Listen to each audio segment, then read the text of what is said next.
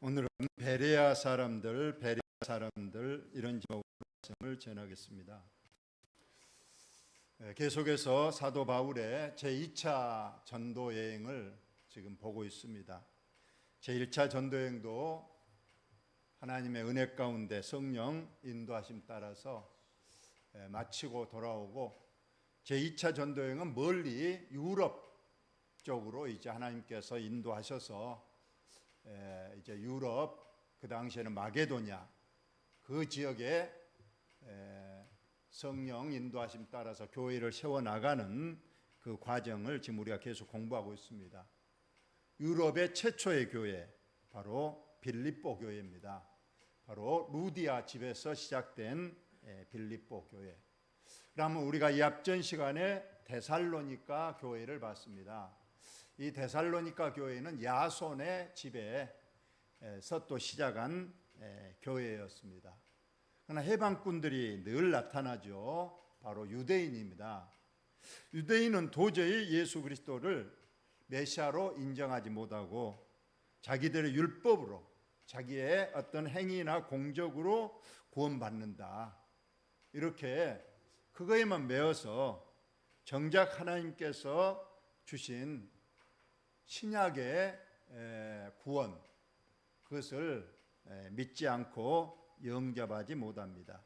그래서 사도 바울 일행을 아주 이단이라 정죄하고 가는 곳마다 복음을 전하지 못하도록 해방을 하는 그런 내용도 함께 봤습니다. 그러나 해방에도 불구하고 하나님의 택한 백성들은 또 하나님께서 복음을 듣게 하고 길을 열고 마음을 열게 하셔서 교회를 또 세워나가고 복음이 힘차게 확산되는 그런 역사를 지금 우리는 보고 있습니다.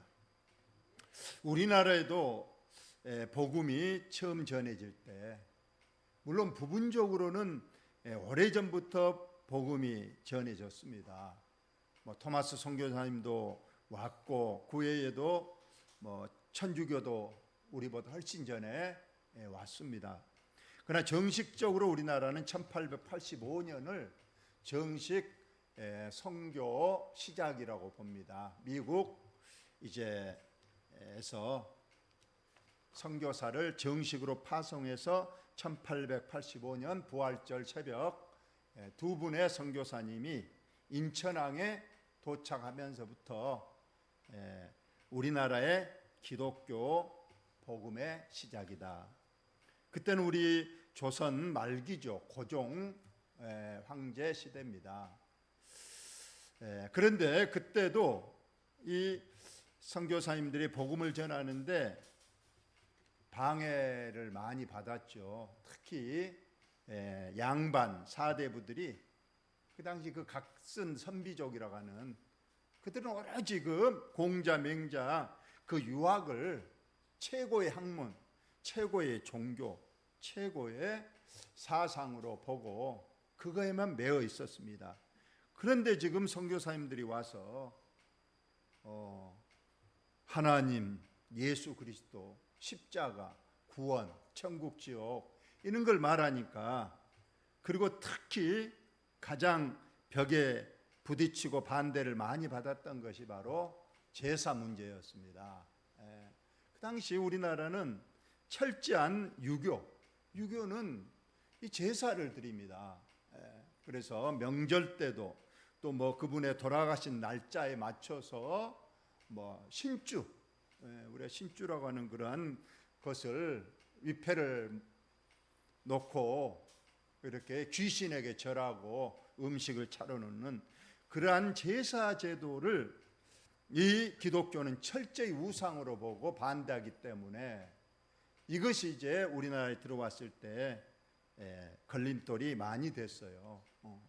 저 부모도 모르는, 부모의 제사도 안 드리는 저런 종교를 어찌 믿을 수 있느냐. 그것이 이제 탄압의 조건이 되고 많은 탄압을 받고 또 순교자도 생겨났습니다. 미국 선교사님들이 우리나라에 와서 주장한 것이 가장 먼저는 평등입니다. 신분을 철폐했죠. 하나님 앞에 양반이 있고 천민이 있고 뭐 이건 아니다. 모든 사람은 하나님 앞에 평등하다. 지금이야 우리는 그 평등 사상이 별것 아닌 것 같지만 불과 지금으로부터 130년 전에 그때는 양반과 천민은 절대로 다르다. 씨도 다르고 같이 한 자리에 있었어도 안 되는 그러한 이 악습, 이것을 선교사님들은 철저히 우리 예수님의 평등 사상에 맞춰서 누구든지 하나님 앞에 오면 양반이든 천민이든 함께 하나님 앞에 예배하고 하나님의 자녀가 되고 하나님의 백성이 된다.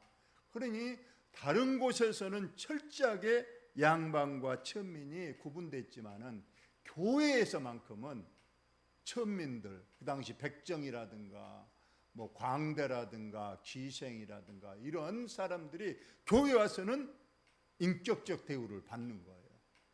그러니까 그분들에게는 참 복음이 구원의 문제에 앞서서 자기들을 알아주고 자기들을 사람 대우해 주니까 그들이 교회에 많이 나왔습니다만 양반들이 이것을 거부합니다. 어떻게 저 천민들과 한 자리에서 예배를 드릴 수 있느냐. 그래서 많이 거부를 당한 그런 예가 있습니다.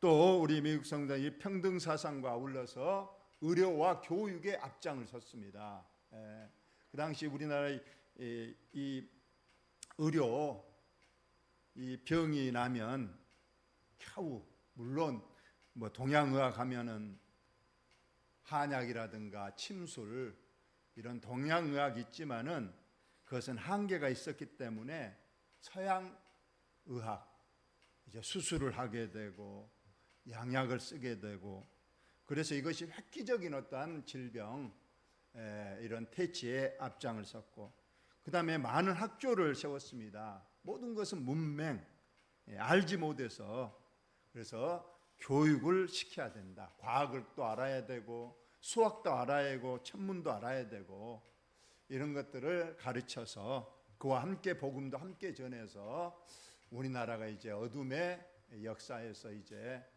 빛의 역사로 이렇게 나오는 그런 과정이 있었습니다. 그래서 지금부터 2000년 전에야 얼마나 그 당시에 그 신분 차별 또 유대인들은 절대로 예수 그리스도를 메시아로 인정할 수가 없었어요. 어찌 십자가에서 돌아가신 그 사람 성경에는 나무에 달려 죽은 자마다 저주를 받은 자라고 했는데 저주를 받아 나무 십자가에서 죽은 그 사람을 어떻게 메시아로 구원자로 인정할 수 있겠느냐. 우리는 도저히 못 믿겠다. 그렇게 했습니다. 오늘 이 베레아 교회 성도들은 오늘 우리에게 아주 기감이 됩니다. 오늘 그 부분을 제가 말씀을 드리겠습니다. 여러분 지도로 보면 저 위에 바로 유럽 그 당시 마게도니아인데 거기에 빌립보가 맨 위에 보이시죠? 빌립보가 최초의 유럽 교회입니다. 누구의 집? 루디아. 남자일까요? 여자일까요? 여자. 직업이 뭐였을까요? 자주옥감 장사. 절대 보따리 장수가 아니죠. 그 당시에는 아주 큰 아주 왕과 귀족 상류층을 이제 비즈니스하는 여장부이자 큰 사업가입니다. 그 루디아의 집에서 이제 빌립보 교회가 세워졌습니다. 그 다음에 이제 데살로니가로 왔습니다. 중간에 암비볼리하고 두 군데가 있죠. 성경에 보니까 그것은 그냥 지명만 나옵니다. 그래서 보니까 영어 성경에 보니까 패스 통과했다는 거예요. 왜 그랬을까요?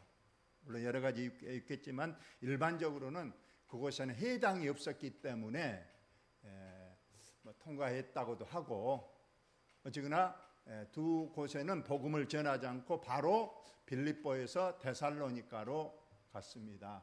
다행히 데살로니가에는 회당도 있었고 거기에 신실한 야손이라는 사람을 하나님께서 준비하셔서 야손의 집에서 이제 데살로니가 교회가 시작이 됩니다. 그러나 벌써 또 방해꾼들이 나타나서 박해함으로 이제 데살로니가에서 밤에 이제 베레아로 가게 됩니다. 야반도주 하는 시기죠. 얼마나 박해가 심했든지. 그래서 오늘 이 베레아에서 이루어진 일들, 베레아 교회가 어떻게 탄생했고 어떤 교회인가를 우리가 보도록 합니다. 밤에 형제들이 그 바울과 실라를 베레아로 보낸다. 밤에 얼마나 박해가 심했든지 방해하든지 그냥 밤에 야반도도 하시지 형제들이 바울과 실라 또 디모데, 루가 이 전도단이 이제 베레아로 보냈습니다. 데살로니가에서는 약 80km 정도 떨어졌다고 합니다. 말이 80km지 걸어서 가기에 참 힘이 드는 그런 길이었을 거예요. 그런데 다행히 베레아에도 유대인의 회당이 있었습니다. 그러니까 무조건 바울의 전도 방법은 무조건 회당을 찾아서 그곳에 들어가서 복음을 전하는 거예요. 왜냐하면 회당에는 그래도 동족인 유대인이 있고, 그래도 유대인은 반쪽이지만은 구약 성경을 알고 있고, 그곳에서 이제 구약의 성부 하나님은 다 알고 있기 때문에 거기에서 연결해서 예수 그리스도를 이제 증거하기에 참 좋은 그런 기회가 되기 때문에 항상 바울은 이제 회당 중심에서 복음을 전합니다. 그런데 여기 보니까 베레아에 있는 사람들, 이제 여기 베레아에 있는 사람들은 이제 복음을 받아들였기 때문에 베레아 교회 성도들이라고 말할 수 있는데, 이들이에게 사도 바울이 지금 칭찬을 합니다.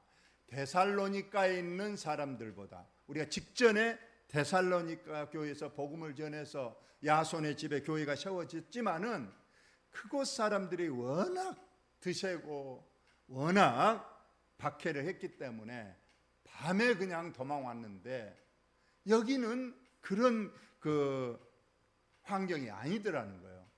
보십시다. 데살로니가에 있는 사람들보다 더 너그러웠다. 여기서 보니까 베레아 사람들은 데살로니가 사람들하고는 차이가 있다는 거예요. 무엇의 차이냐? 마음이 너그러웠다는 거예요. 너그럽다. 이 너그럽다는 것이 옛날 성경에는 신사적이어서 이 신사라는 표현을 쓴 겁니다. 그래서 물론 비교를 합니다. 데살로니가 성도들 사람들하고 여기 베레아 사람들. 물론 여기 사람은 유대인을 말할 거예요. 데살로니가에 있는 유대인들은 그냥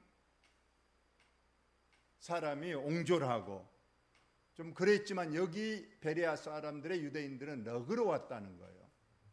여러분, 이 너그러웠다, 신사적이었다, 마음이 넓었다는 것이고 누구든지 포옹하는 그런 말을 할 겁니다. 그런데 여기서 보면 이 베레아 사람들이 너그러웠다고 평가하는 것은, 지금 베레아에도 상당히 많은, 그 당시에는 약 10만 정도 인구가 있었다는데 10만 사람들을 다 겪어보고 이러한 평가를 내린 게 아니고, 그 회당에 모여있는 몇 사람들의 유대인만 봐도 이 지역에 있는 사람들 전부를 평가할 수 있다는 거예요. 그래서 여기서 보니까 베레아에 있는 사람들은 그 데살로니가에 있는 사람들, 그 드센 사람들하고는 차이가 있어서 너그러웠다. 몇 사람만 보고도 평가하는 거. 저와 여러분이, 우리들은, 세상 사람들은 우리를 보고 우리 교회를 평가하고 또 하나님을 평가합니다. 그러니까 저와 여러분은 항상 대표성을 띠고 있는 거예요. 우리가 너그러우면요, 세상 사람들, 야, 원목교회가 참 너그럽고 친절하고 좋은 교회구나, 또 그들이 섬기는 하나님도 참 좋으신 분이다, 이렇게 평가를 할 수가 있는 거예요. 그래서 오늘 베레아 사람들은 참 이 데살로니가 사람들처럼 막 방해하고 역까지 쫓아와서, 좀 이따 보면 베레아에 있는 사람 역까지 80km를 쫓아와서 못 사게 굴고 박해를 하고 그러지 않았다는 거예요. 베레아 사람들은 그러지 않았다. 두 번째 보니까 간절한 마음으로 말씀을 받았다는 거예요. 여러분 말씀에 대한 사모함, 말씀에 대한 간절함 여러분 있으시기를 예수님의 이름으로 축원합니다. 베레아 사람들은 참 성품적으로 인격적이었어요. 그리고 말씀을 간절히 사모하고 말씀을 중요하게 여기고 받았다. 데살로니가 사람들을 하고 이 베레아 사람들을 비교하는데 이 너그러웠다, 신사적이었다 이 반대말은 옹졸하다, 속이 좁다 또는 고집이 세다 이런 겁니다. 즉 우리가 보면 그런 사람들 있잖아요. 항상 자기 주장만이 옳다고 옹고집을 부린 사람이 있어요. 그래서 자기 주장과 다르면 막 화를 내고 앞뒤 재보지도 않고 남의 말 들어보지도 않고 그냥 자기가 말한 것이 항상 옳고 사실이고 일면 그것이 바로 너그러움의 반대가 되는 겁니다. 그래서 편견이 심하고 고정관념에 딱 사로잡혀 있다는 거예요. 한 번 저 사람은 내 눈에 밖에 나면 나중에 아무리 변해도 무시해버리고 절대 어떤 변화성을 인정하지 않습니다. 그리고 늘 자기가 하면 로맨스고 남이 하면 불륜이다. 항상 자기 중심입니다. 내가 화를 내면 소신이 뚜렷한 것이고 남이 화를 내면 경솔하고 그렇다. 내가 아프면 진짜 아픈 것이고 남이 아프면 꾀병 핑계 된다고 이렇게 한다. 그래요. 그러나 여기 너그러운 베레아 사람들은요 남을 나보다 낫게 여겼습니다. 그리고 늘 미안합니다, 죄송합니다, 감사합니다 말을 늘 입에 달고 살면서 사람과의 관계를 늘 좋게 하고 특히 어떤 사람의 실수하고 혹시 나에게 대해서 미워하고 잘못된 말을 해도 항상 마음이 허허하고 그럴 수 있지. 사람이란 건 살다 보면 실수도 하고 또 허물도 있는 법이지 하면서 늘 덮어주고 늘 웃고 그렇게 하는 것이 신사적이고 너그러운 사람의 마음이다. 그래서 이 사람들은 항상 간절한 마음으로 말씀을 받고 이것이 그러한가요? 날마다 성경을 상고한다고 했어요.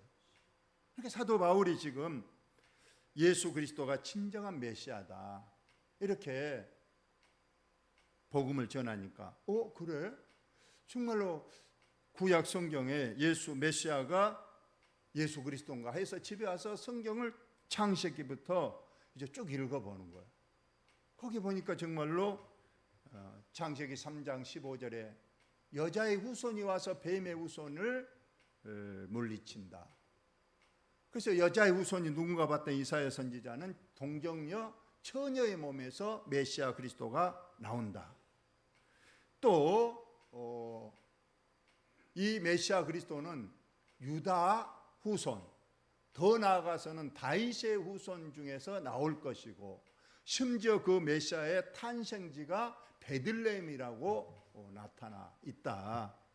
그리고 결정적인 것은 그 메시아는 이사야 53장에 보니까 많은 고난을 받는다는 거예요. 채찍에 맞고 가시에 찔리고 그래서 죽임을 당하고 죄인들의 부자의 묘에 들어가고 그리고 썩지 아니함으로 즉 그분이 부활할 것.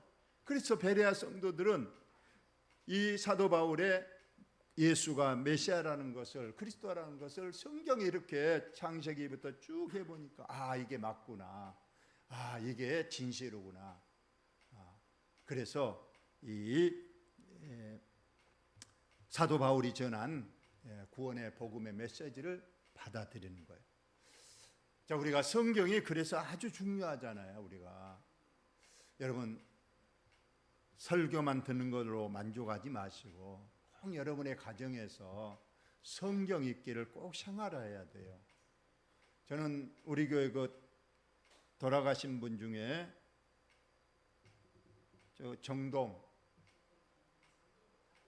장금덕 권사님 항상 생각을 해요. 갈 때마다 눈도 안 좋으신 분이 성경을 그렇게 읽고 성경책이 진짜 너덜너덜하더라고. 그래서 그냥 독보 읽고 돼서 성경 읽었는데 성경 지식이 대단해요. 언제 한번 생각이 나네요. 그 제1대왕 사울이 느보산 전투에서 죽었다고 그러더라고요. 그래서 저도 그때 느보산 전투가 어떤 것인가, 사도바울이 죽긴 죽었는데 전쟁에서 느보산까지는 몰랐는데 그분이 느보산도 죽었고, 요한계시록도 막 황충이 올라오는데 그 막이 맞죠? 나한테 질문하시면서 그렇게 성경을 집에 가서 많이 읽고 그러시더라고요. 여러분, 성경을 꼭 집에 가서 꼭 읽는 걸 생활하시기 바랍니다. 제가 좀 우스갯소리로 말했죠. 서울에는 주일날 가장 오염이 심한 날이다. 왜 그랬어요? 혹시 기억나신가요? 그래요. 주일날만 되면 이제까지 선반위에 올라놨던 성경책, 거기에 먼지가 쌓이니까 탈탈 털고 가져오느라고 주일날 아침이 가장 서울의 공기가 탁하다. 그 정도로 성경을 안 읽는다는 것을 말하겠죠.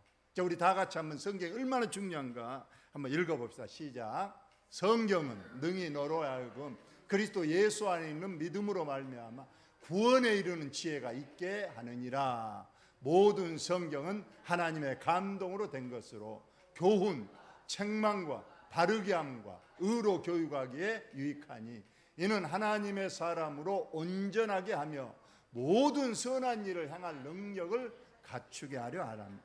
그러니까 하나님의 사람으로 온전하게 한다. 결국 성경책 하나면 우리가 온전한 하나님의 사람으로 변화될 수 있는 그 능력이 이 성경책에 있는 거예요. 여러분, 인생의 모든 해답은 성경책에 있습니다. 성경이 3번이라 그러면 답이 3번이 맞습니다.